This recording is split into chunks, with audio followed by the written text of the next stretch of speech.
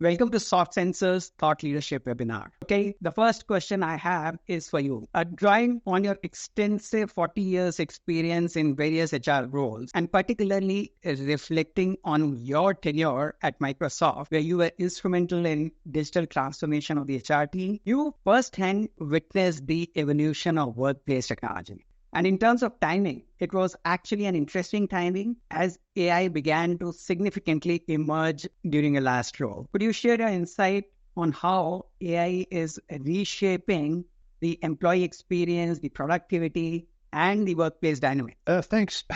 I'll start by saying, I don't know if we'll have time. Vivek, of course, can teach the seminar or do the lecture on the history of AI and the fact that how long innovative process has been taking shape over years. And for people like me, I'm an HR person, it does seem to have taken shape very quickly. And again, I know that it's years and decades of hard work from a computer science standpoint and a vision standpoint. But again, for people that are just experiencing this, wow. So you mentioned three dimensions there: employee experiences, productivity, workplace dynamics, and that's a wide surface area. For me, I'm seeing things most tangibly so far. And again, I come from a human resources perspective in productivity arena. So whether it's Microsoft as its branded Copilot capabilities across its productivity application suite, or AI capabilities that may do similar things in services like Zoom, workers are beginning to experience a real inflection point. Productivity a year ago, someone had responsibility for taking notes and issuing a summary of decisions at a meeting. It might have taken 30 minutes more to complete the task. And I even think more than that. You're trying to take notes and participate in the meeting. And now with the AI capabilities, it might just take a few minutes to review notes and an action list provided by the AI engine, adjust it, and send. And there are many scenarios. But the result is, and I think this is what's important, the workers are free to spend more time working on things that are meaningful to them and doing meaningful work. This is what gets interesting, should be interesting for all of us who are managers and leaders, but meaningful work is fundamental to engagement and job satisfaction.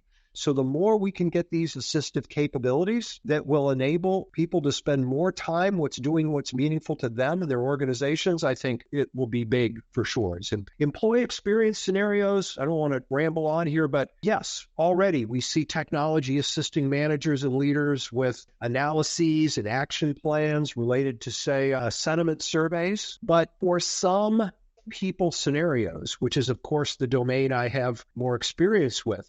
Let's take, for example, assisting in the evaluation of job applicants. Okay, we'll talk maybe more about that. I don't know.